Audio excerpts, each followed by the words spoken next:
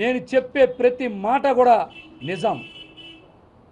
నేను చెప్పే ప్రతి మాట మీరు విశ్లేషణ చెయ్యండి. చాలా వాస్తవాలు ఇంకా ఉన్నాయి, బయట పెడతా అవలా ఇంకా అవలా. దేనికి నాకు భయం లేదు. నేను చెప్పేయన్నీ నిజాలే అని నేను సంపూర్ణంగా నా గుండె మీద చెయ్యేసుకొని చెప్పగలను.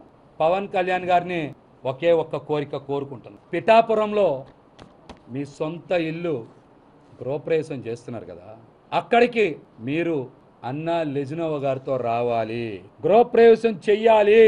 నెల రోజుల పాటు ప్రచారంలో పాల్గొనేలాగా మీరు ఏర్పాట్లు చెయ్యాలని నేనైతే మనస్ఫూర్తిగా పవన్ కళ్యాణ్ గారిని కోరుకుంటున్నా.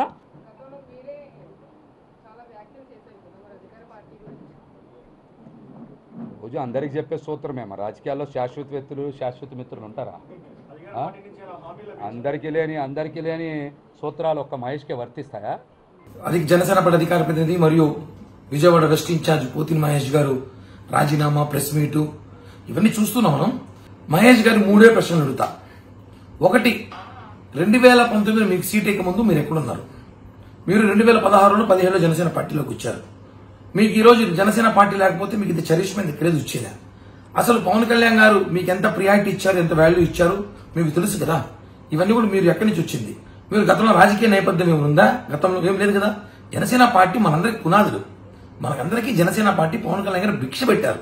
ఈ రోజు మన పవన్ కళ్యాణ్ గారు ఏదో వ్యూహాలు, ఆశయాలు ఉన్నాయి కాబట్టి అర్థం చేసుకొని పోవాలి. ఇప్పుడు నేనున్నాను, ఉదాహరణకి ప్రజారాజ్య పార్టీ నుంచి పనిచేస్తున్నా. 2014లో నుంచి జనసేన పార్టీ పెట్టిన రోజు నుంచి ఉన్నాను, మీకన్నా ముందు నుంచి ఉన్నా. నేను మొన్నటి ఇన్ఛార్జిగా ఇచ్చారు, తిరుపతిలో పనిచేస్తున్నా. ఏదో సీట్ ఆశించా, రాలేదు. ఎవరు వైసీపీ అతను సీట్ ఇచ్చారు, దాని మీద నేను కొంచెం అలిగున్నా, నచ్చలేదు. ఇష్టం ఉంటే పనిచేస్తా అభ్యర్థికి, లేదంటే పిఠాపురం పోయి పవన్ కళ్యాణ్ గారి గురించి పని చేసుకుంటా.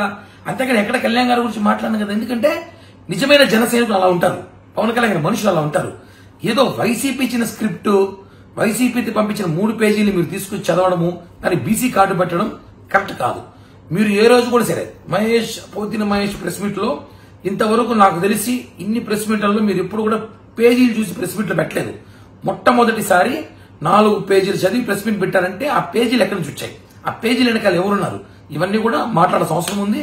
ఒకటే చెప్తున్నా, అన్నాలీజీ ఒకరిని తీసుకొని మీరు గృహప్రవేశం రా అంటే ఇప్పుడు అది సంబంధం కాదు కదా. ఆయన తీసుకొస్తాడు, ఆయన ఇష్టం అది. దానివల్ల జనసేన పార్టీకి నష్టం లేదు, నీకు వచ్చే నష్టం లేదు. సబ్జెక్టు మీరు డైవర్ట్ చేయడానికి ప్రయత్నిస్తున్నారు. దీని వెనకాల ఎవరన్నా క్లియర్ గా ప్రజలు తెలిసిపోయింది. ఎందుకంటే మహేష్ గారు కూడా నాకు ఆయన వ్యక్తిగత ఏం లేదు. నేను ఆయన కలిసి అనేక ప్రెస్ మీట్ వాళ్ళ ఆఫీస్ లో పెట్టా. గత సంవత్సరంలో నాకు సహకరించాడు, పార్టీతోనే ఉన్నాడు, సహకరించాడు. ప్రెస్ మీట్లు పెట్టాం, అనేక చోట్ల మేము కలిసి పనిచేసాం, ఉద్యమాలు చేసాం, అన్ని చేసాం. ఈ రోజు కొన్ని జరుగుతూ ఉంటాయి. ఇంకా భవిష్యత్తు ఉంది, మనకి 2 నెలల మంచి భవిష్యత్తు రాబోతుంది.